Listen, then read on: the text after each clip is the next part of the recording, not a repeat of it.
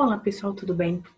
Voltando a falar sobre o livro das constelações familiares em sua vida diária, hoje eu vou falar sobre o capítulo 3.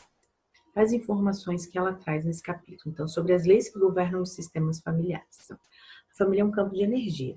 Ela usa um exemplo sobre a rede. Nós temos uma rede, e onde existe um buraco numa rede, em torno daquele buraco se torna mais frágil. É mais ou menos isso com o nosso sistema, considerando o buraco como um trauma. Ali em volta fica sempre mais sensível a seguir o mesmo trauma, a seguir o mesmo caminho, ok? Então, as exigências do a estrutura de rede corresponde a valores transpessoais, aquilo que passa de geração em geração, sabe? Então, esse tipo de exigência impõe cedo ou tarde uma reparação sistêmica. Ou seja, alguém de uma geração posterior vai olhar aquela dor, vai repetir aquela dor, vai repetir aquele trauma, vai seguir aquele antepassado no seu destino tão difícil, certo? Então, a constelação vai fazer o quê? Vai tentar mostrar um caminho de cura para isso e te libertar desse destino tão traumático, tão doloroso, certo? Então, sobre a noção de vinculação. Quando a gente nasce numa família, a gente tem o direito de pertencer, assim como qualquer outro integrante dessa família tem o mesmo direito de pertencer. Esse direito não pode ser negado a ninguém. O direito de pertencer é uma das leis sistêmicas. Eu já falei isso, se eu não me engano, no capítulo anterior. Então, as 3 leis quais são? Hierarquia, pertencimento e equilíbrio.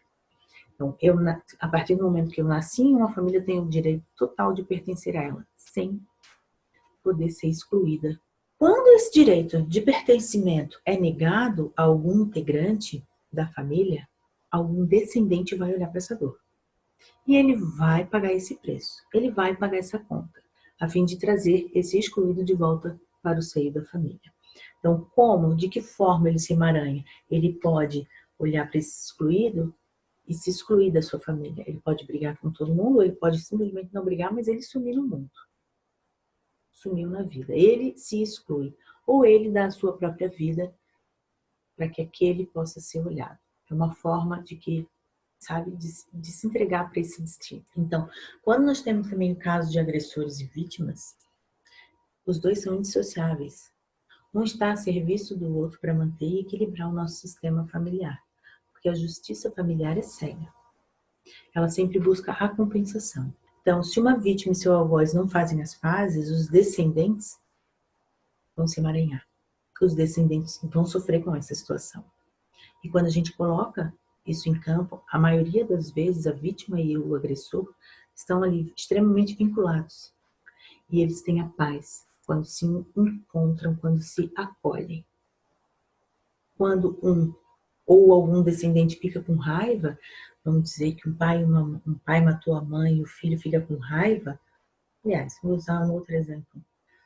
Houve um assalto e tem o assaltante matou o pai dessa família. Criou um emaranhamento, criou um vínculo e criou um trauma para os filhos. Quando os filhos olham com ódio para esse agressor, continuam emaranhados naquela dor. Não conseguem se desvincular. E da mesma forma não permitem que o pai tenha paz. Porque ele precisa encontrar esse agressor para que eles se acertem. Para que eles tenham paz. Porque um estava a serviço do outro. É um termo que a gente usa muito em constelação familiar. Ela aborda que a gente tem 3 tipos de consciência: consciência familiar, social, a sistêmica e a superior. Então, a consciência familiar e social é o grupo que a gente pertence. E esse grupo tem um custo. Então, quando eu pertenço à minha família, eu não pertenço a outra. Quando eu pertenço a um grupo, automaticamente eu me excluo de outro. A consciência sistêmica é o que me vincula, o que me mantém em harmonia ou não com a minha família como um todo. E aí a consciência superior seria o caminho espiritual que nos guia em direção ao todo. Sobre dar e receber é o equilíbrio. Então, é sempre muito importante que a gente mantenha o equilíbrio nas relações. Eu dou, eu recebo. Eu recebo, eu dou. Isso em toda relação, tanto conjugal quanto com amigos, tanto no trabalho. A única relação que não consegue manter essa harmonia é pais e filhos, porque os pais dão aos filhos. Os pais dão a vida aos filhos e isso eles nunca vão conseguir retribuir. Não existe maneira para equiparar essa relação a partir do momento que eu dou a vida, tá? Então, os filhos vão pagar essa doação dos pais quando eles têm um filho. E daí, quando ele tem um filho, ele passa adiante a vida que recebeu e tudo mais. Então, essa é a forma dos filhos equilibrarem a relação com os pais. Bom, sobre o respeito e honra. Então, a gente, diante dos nossos antepassados, nós somos pequenos, nós somos crianças, então não convém, obviamente, a gente desrespeitá-los. Não convém a gente julgá-los, porque a premissa da constelação é justamente que eles fizeram o melhor que eles puderam. Sempre. Então, eu olho para toda aquela dor que me causou e eu tento compreender, eu absorvo de que ele fez o melhor que ele pôde. Então, criticar os antepassados não é legal. Nem se colocar acima deles e querer carregar aquela dor por eles, tá?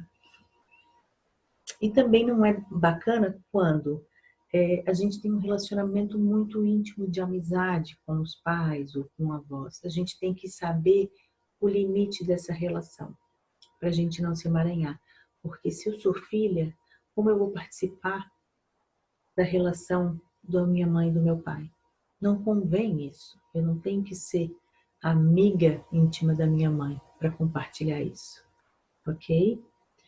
Sobre a culpa e inocência, é muito bacana porque a culpa e a inocência ela não está ligada às noções de bem e mal que a gente tem, certo? O sentimento de culpa quando nós fazemos alguma coisa em que nos sentimos excluídos da nossa família. E nós temos um sentimento de inocência quando fazemos algo que participamos ainda mais da nossa família. Esse é o entendimento e a compreensão de culpa e inocência, e não de valor de bem ou mal, ok?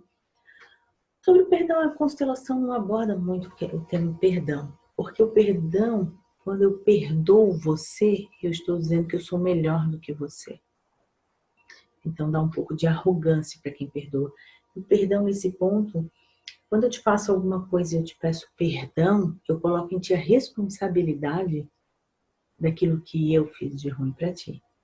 Não te dou o direito de equilibrar a relação, porque se você perdoa, você ainda fica maior do que eu. E essa relação não vai se manter no equilíbrio nunca. Porque se eu te peço perdão, eu te jogo a responsabilidade sobre aquilo de errado que eu fiz. E não te dou o direito de equilibrar a relação. Então, o que acontece? O perdão acontece quando existe uma equiparação. Quando eu devolvo ao outro aquilo que ele fez, mas não da mesma forma. Um pouco menos. Porque se eu devolvo igual ou mais, isso já se torna vingança. E aí dá o outro direito de responder novamente. Ok? Às vezes é meio difícil de compreender o que o Bert fala, mas assim, conforme você vai ouvindo e trazendo isso para a tua vida diária, isso vai começando a fazer muito mais sentido. O próximo tema que ela vai falar é sobre os vínculos, a prioridade dos vínculos. Então, a prioridade dos vínculos. A família original veio antes, mas eu saí de casa, eu me casei e eu tive filhos. A minha família atual vai ter a prioridade, porque é nela que eu estou, mas ela não tem a precedência, entende? Quem veio antes? Os meus pais. Os meus pais vieram antes do meu marido. Da mesma forma, dentro da minha família atual, eu também tenho que seguir uma regra de pertencimento e de hierarquia. Quem veio antes? Quem tem precedência? O meu marido. Se não fosse o meu marido, eu não teria os meus filhos. Ok? Depois, sobre emaranhamento. Bom, quando acontece algum trauma muito grande na nossa família, as pessoas, algum descendente acaba se emaranhando. O que é esse emaranhamento? É olhar para aquilo. É uma identificação. Pensa comigo. Com quem você está emaranhado? Com que tia, ou com que tio, com que vó, com que vô, você repete a história. Se você olha a sua vida hoje e olha para trás, a de quem você está repetindo? Isso é se emaranhar. É quando eu estou conectada, eu estou ligada a algo que aconteceu lá atrás. Também, da mesma forma, algo que eu faço ou que eu tenha sofrido hoje pode trazer emaranhamentos para os meus descendentes, ok? Se não for bem resolvido, se não for resolvido. Então, isso é o emaranhamento. O emaranhamento e a identificação andam juntos, né? Porque eu me identifico com alguém, com alguma situação, com algum trauma, e eu me emaranho naquilo. Então, eu acabo seguindo. Existe uma identificação e o emaranhamento. Sobre destino e sina, é muito interessante porque a constelação considera o destino. Ela considera que as pessoas também escolhem algumas coisas para a sua vida. E a constelação também vai respeitar esse destino e a sina que as pessoas têm. Agora, aqui uma questão sobre o amor louco e a lealdade dos filhos. É um tema bastante interessante, porque os filhos fazem qualquer coisa pelos pais. Os filhos são capazes de entregar a própria vida pelos pais. E quanto menor é esse filho, mais intenso e mais louco é esse amor. Então, uma criança pequena, um bebê, uma criança de 5, 6 anos, ela se entrega totalmente em sacrifício por um pai e por uma mãe. Então, quando um casamento de um pai e de uma mãe não estão bem estabelecidos, um filho pode ficar doente para tentar manter a união desses pais. Ele trata também, aqui nessa parte do livro, sobre o incesto, sobre o quanto uma criança pode se tornar disponível sexualmente para um pai, por um padrasto, em prol da mãe. Eu não vou entrar nesse assunto, porque isso aqui é assunto para um vídeo só, de tão polêmico que é. Então, tá lá no livro, quem quiser, é só dar uma olhada. Ou, quem sabe, eu faço um outro vídeo, se vocês quiserem, falando sobre a visão sistêmica do incesto. Essa visão dele, tá? Sobre o reino dos mortos, ele volta, aí depois ele fala o reino dos mortos, né? E o amor à lei maior. Bom, os mortos, é aquilo que eu já falei, né? Eles fazem parte e sempre vão fazer parte do sistema familiar, eles estão sempre influenciando a vida da gente que está viva. Então, independente de como uma pessoa tenha morrido, se ela morreu numa boa ou de uma forma traumática. Então, uma pessoa às vezes morre de uma forma traumática, mas ela está em paz. Ok? Agora, às vezes as pessoas têm uma morte tranquila e não estão em paz. Então, e ela vai afetar o teu sistema. Ela vai afetar o campo de energia do sistema familiar. Bom, sobre o amor à lei maior, é o campo de energia, né? De amor que a gente está vinculado a esse sistema. E o quanto é importante a gente respeitar as leis sistêmicas, essas leis de amor que nos mantêm vinculados aos nossos antepassados. Então, o que eu tinha para falar sobre esse vídeo, esse capítulo 3, é isso. Eu espero que vocês tenham gostado, né? Quem ainda não está inscrito no meu YouTube, já vai lá e dá uma olhada. Eu vou, depois que eu terminar de falar sobre todos os capítulos desse livro, eu vou colocar tudo juntinho e vou botar lá no YouTube.